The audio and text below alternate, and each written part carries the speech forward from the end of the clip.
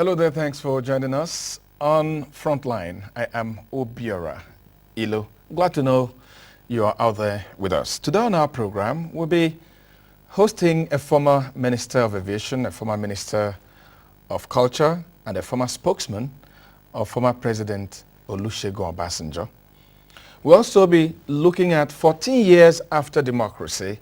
How is this democracy affecting the lives of the ordinary Nigerian? I'll be joined by two very important Nigerians who will look at that issue and make suggestions. But right with me in the studio is Chief Femi Fani Kayode, former Minister of Culture and Tourism and Aviation, who was also spokesman to President Olusegun Obasanjo. Femi, you're welcome to the program. Good afternoon. You said at Ekiti on the 28th of May, 2013, where you parted ways with the PDP, and I quote, "If PDP does not get its act together soon, it is going to create a major problem for Nigeria as a nation. And as far as I'm concerned, PDP is a sinking ship." Why did you say that? Well, I think it's self-evident. If you look at what's been happening in the last 4 years, compare it to the previous 4 years, between 1999 and 2007, you look at the record of the government that we have today, you look at their so-called achievements or lack of achievements, you look at the structures within the party in terms of internal democracy, you look at the acrimony, you look at the way in which the government that we have today at the federal level is conducting itself, and you look at the way in which the founding fathers of the party and those that built it up to the formidable machine that it once was have more or less been treated in a very uncomplimentary manner, relegated, treated with contempt, and so on and so forth. I'm talking about some of the key leaders who were there before, who are no longer there, and who are no longer being taken very seriously. And I think you need the input of people like Obasanjo, President Obasanjo, and so many others to keep the party online. As far as I'm concerned, and these are my sentiments, they're not necessarily his, I feel that people like himself and so many others have not been able to steer the party the way it should be steered, because those that are in control don't want it to be steered in the right way. And each time anybody criticizes them or tries to set it right or make an input, one is subjected to all sorts of rancor and insults and so on and so forth, even persecution. And I feel that it's time for some of us to take the bold step and say, listen, if you want to criticize and you want to fight the government or the PDP, you cannot do it from within. For the last 4 years, I've been fighting from within. Probably I've been more critical than any other person of this government, for the last 2 years, certainly, and even before then, since Yaradua came in. If you look at my articles, my write-ups, I've been very consistent all along, despite the fact that I was in the PDP, saying that, look, we need good governance. We need to do better. I feel that it's now time for me to move, a little, to take the next step, the next logical step. And find your soulmates. And really do, begin to take them on. And of course, yes, find some of my soulmates who left long ago and who are very happy where they are. People like Nuhu Ribadu and so many others, Rufai and so many others. Okay. Just a few days ago, on the 29th of May, the president presented a midterm report where for the PDP and the present government, it was all thumbs up. They had done so well. And when you talk about criticizing government, are you criticizing government not realizing how much they've done about free elections and the boost in infrastructure as they claimed on the 29th? Are you not aware of the strides they've made in areas like agriculture, in power? Look, listen, it's all very well for a government to set its own exam and declare that they've passed with distinction. It's a very easy thing to do. I mean, the night before Rome started burning, Nero was celebrating in his palace before playing the fiddle. And as it was burning, he was playing the fiddle, still congratulating himself, saying that all was well. And Rome and the empire was flourishing. Meanwhile, it was burning down. This sort of thing happens all the time. The same thing before the Russian Revolution. The night before, the Tsar and so on and so forth, his whole court was celebrating that all is well in the Russian Empire, until, of course, a series of events took place, and they were all swept aside. You know, so it's nothing new when a government scores itself as having 110% out of 100 midway or midterm through its tenure. But we know what the facts are, and the facts are very depressing. And let me just run through some of them. Yeah, because it would be nice for you to give us examples. Let me run through some of them. You know, this government, when we left power, it has to be relative. Okay, so let me make it relative. When we left power in 2007, this country had Obasanjo came to power in 1999. We had $1.1 billion US dollars in our foreign reserves. Okay, now by the time he left power, okay, he had built it up from 1.1 billion to 67 billion US dollars. He now took 20 billion out of that to pay towards the debt and left 47 billion US dollars when we left power. Okay. 4 years later, that is now 5 years later, you know, the figure that we have in our foreign reserves is 45 billion US dollars. In the last 4 years, despite crude oil sales, despite all the money that has accrued to the federal government and so on and so forth, we have less today in our foreign reserves than we had in 2007 when we left power. That is number one. Number two, you look at the issue of the debt, of the international debt. Okay, I'm not talking about local. I'm talking about international debt. Okay, when Obasanjo came to power in 1999, the foreign debt was 30 billion US dollars. By the time he left, it was zero. He paid it off, and we were the first, you know, African country, at least in sub-Saharan Africa, to be completely debt-free. It's a record. And of course, it attracted a lot of goodwill from the international community that nobody felt that any African country could do this. We achieved that, okay? 2007, zero, we weren't owing anything. 5 years later, we're now back in foreign debt again to the tune of approximately 9 billion US dollars. And we're still borrowing every day, okay? Let's look at the excess crude account.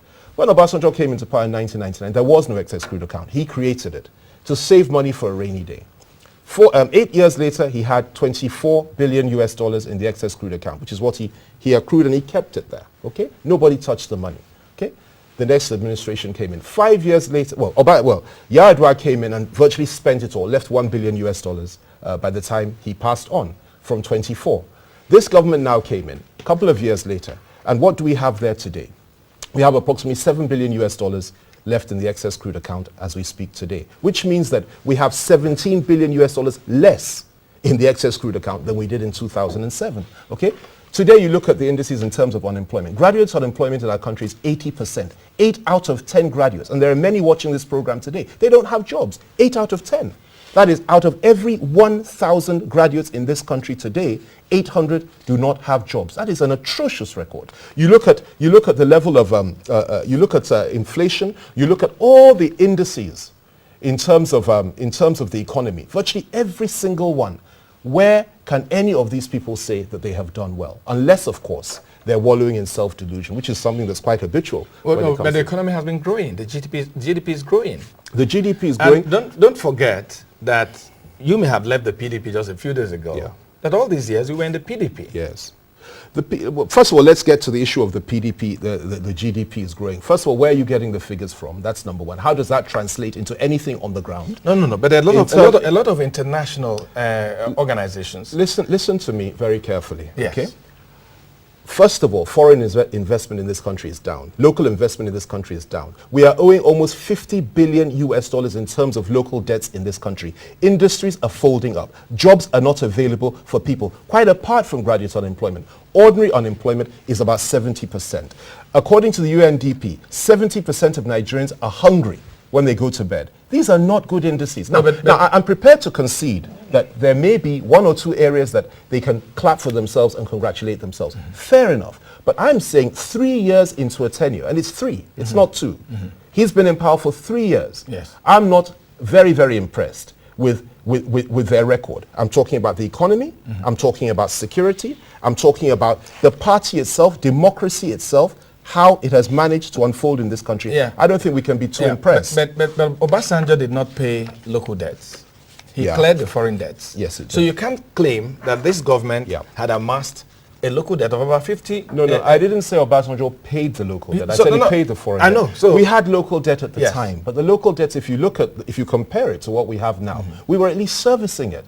The fact of the matter is that the economic team at that time, and I really, this is not so much about Obasanjo's administration. I mean, that's past, it's gone forever. I'm talking about the situation we have in our country today. No, but you can't do that in isolation. Sure, and that's precisely without talking about when you were in government. That's our record in government is second to none.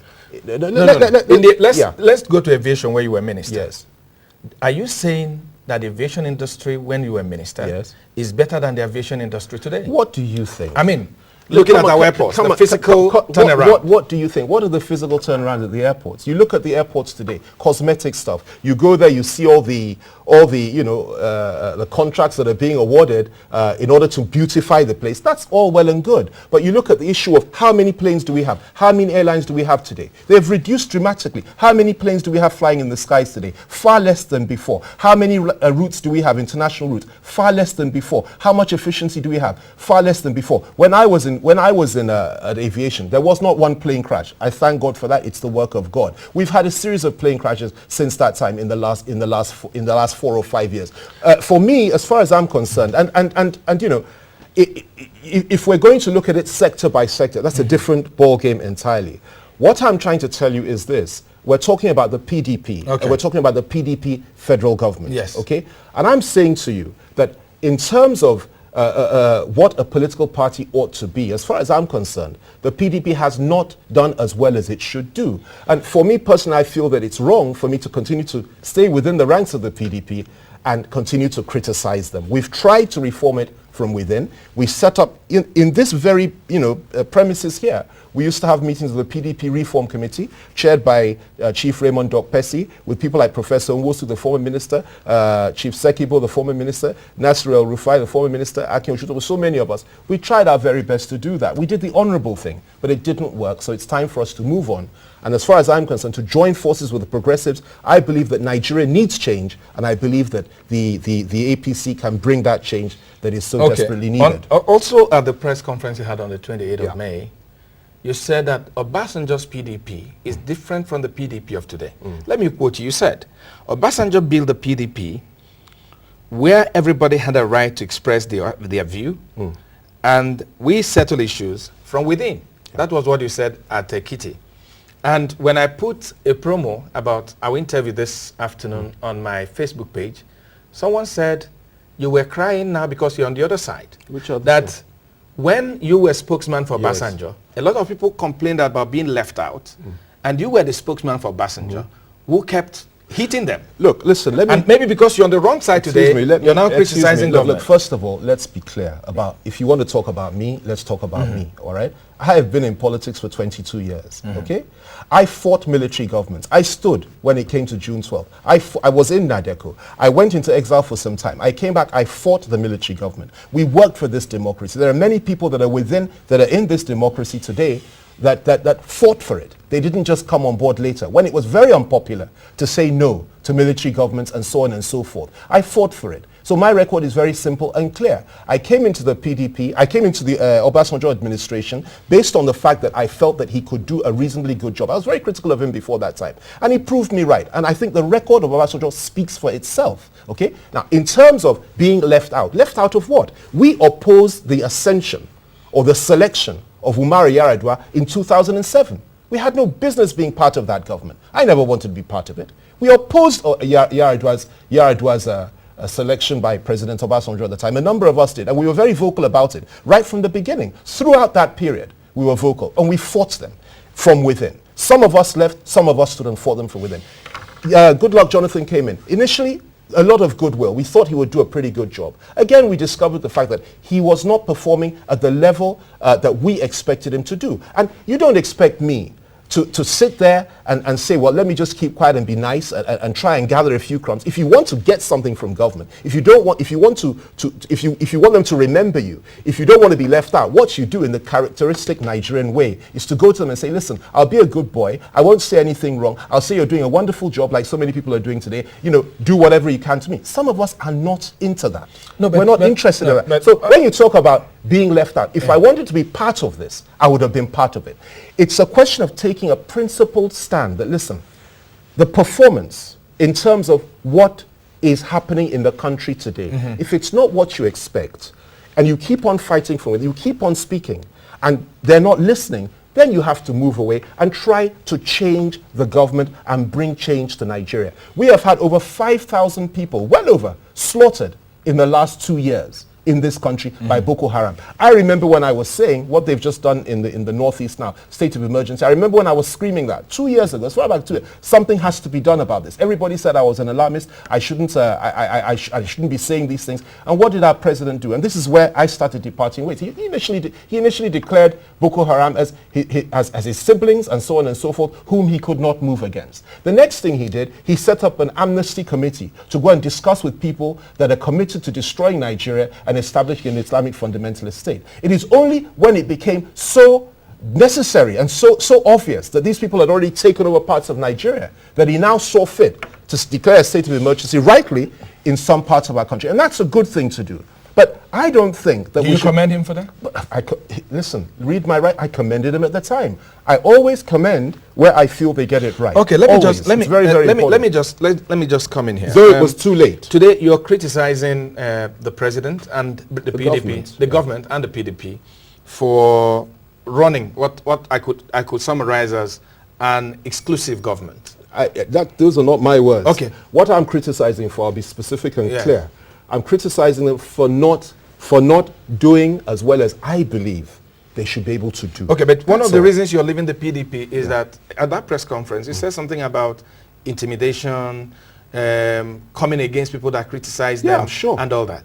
And I take you back to when you were in government with Olusegun Obasanjo. Yes. I remember people like Governor Joseph Carlo of Abia State. I remember people like Governor Diepri Mesega of Bayelsa State.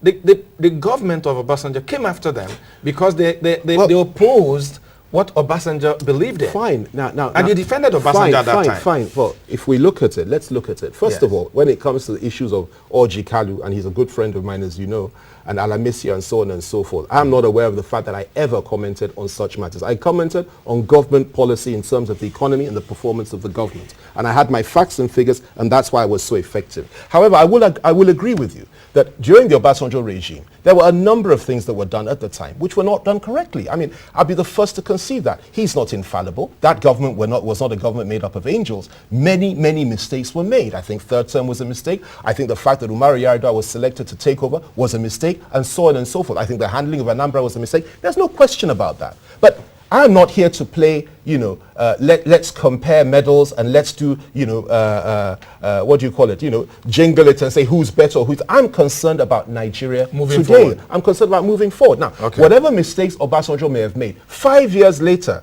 the present administration should not be making such mistakes. And I'll also tell you something else. As much as Obasanjo appeared to be reasonably hard on his enemies, I was in that administration. The number of internal fights that we had within government, even at cabinet level, you can ask people. Some of us disagreed on a number of occasions with government policy and with President Obasanjo on a number of issues. And he always allowed us to voice our opinion. We were never told that, listen, you'll be thrown out of the party or you'll be thrown out of the government if you voice an opinion that's against the leadership. We were never told that. As long as they felt there was goodwill and you were saying it for the right reasons, you had every right and every reason and every opportunity to voice your opinion, your opposition to any government policy. Today, what do we have in PDP? We have a chairman of the, and I have tremendous respect for Chief Tony Anini. I'm not here to insult or oppose anybody. I'm only commenting on policy.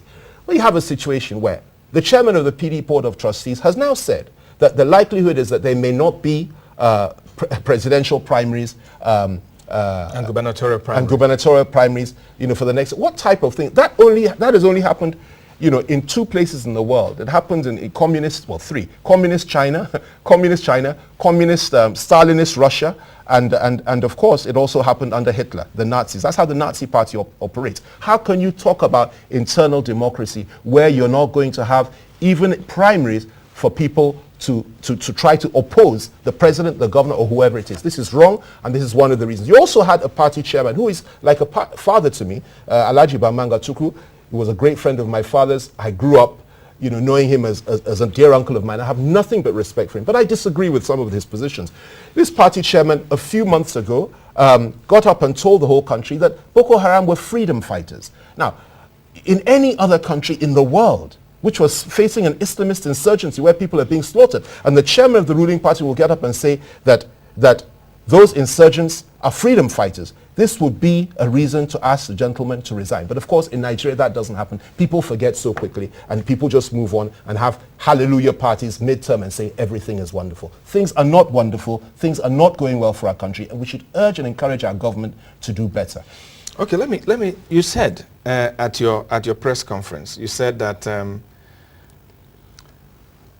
the PDP in 2015, yes, if an APC candidate wins, yes, and they jiggle and wiggle and say that you really done your homework. You remember all those words? Even I don't remember. And say that someone that lost has won, like they did at the Nigerian Governors Forum, that they will know that the rest of you are men in Nigeria. Yes. And if you remember, after Yes. the elections in Yes. 2011, Yes. part of the insurgency that we have today, some Yes. people insinuated Yes. that it was what Buhari had said about not letting anybody get away with rigging the elections and all that, that they may have also got people angry. Do you think that statements like this are good for the growth of our democracy? All right, I think they're very good because it serves as a warning. And I'll also put a question to you. Do you think, are these people planning to rig? I mean, has Nigeria got to a point that we can't even say that if you rig, there will be consequences? In other words, if you're planning to rig, we shouldn't even say so and tell you that it's wrong and that we will stand up to it. Is that where we've got to? Do you have facts that they're planning to rig? I'm putting the question to you. I never said they were planning to rig. What concerns me is the sentiment that you're not even allowed to come out and speak freely and say, listen, you mustn't rig. There mustn't be rigging. What we saw at the Nigerian Governors Forum election the other day was unprecedented in the annals of Nigerian history. I'm a historian. I follow the history of this country and many other countries, and I've been doing so for years, okay? It is unprecedented. You had 35 men that went into a room, distinguished individuals, all of them, respectable people. And they did a vote. It was a secret ballot. Everything was straightforward, and it was filmed. One got 19, the other got 15. They now left the room. And the one that got 15 now got up and said, I won the election. And the other gentleman did not win. The Rotimi Amechi did not win. That he won the election. Now, when you see things like that, that certainly doesn't encourage me or others to want to stay within this fold of people who will say by their own knowledge and vocabulary that 15 is actually higher than 19 in the numerical lexicon of humanity. It's extraordinary. It's extraordinary. Well, Femi, I wish we had a lot of time, and I would take the liberty to invite you to this program I'll again. be delighted. But let me ask you finally. Yeah. Why would you think that Nigerians will leave the government of Jonathan and the PDP and vote in 2015 for a party led by Buhari, Asiwaju, and the others? Why would you say that? Listen to me. What are your facts? Well, I never said Nigerians were, I don't know what the mind of Nigerians are. All I know is that the level of discontentment for the present government and for the PDP in this country is unprecedented.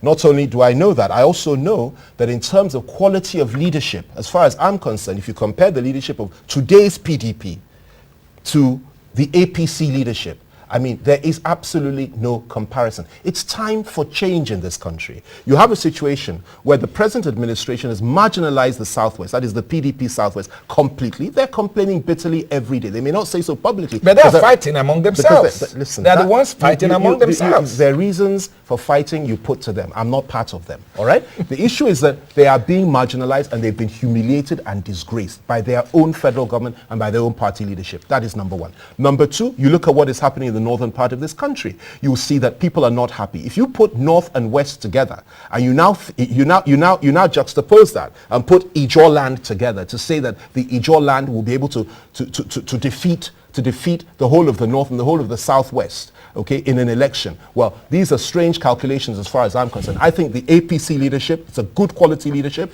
It is not just General Buhari, it is not just Asiwaju Tinubu, it is not just Samanda Isaiah or Nuhu Ribadu or El Rufai. There's so many. You just joined them, so how did you know all this? Listen to me, I've been part of the other ones I mentioned for many years. El Rufai, we're together. Ribadu, we're together. So many others. And most of them that are in the ACN, we were in Nadeku together. Okay? So this is, don't worry too much about me. Let's worry about Nigeria. And as far as I'm concerned, they present a far more credible leadership than we have in the PDP today. And we're praying and hoping that we agree on a candidate and we go to the field and we'll defeat the PDP once and for all and put them where they deserve to be.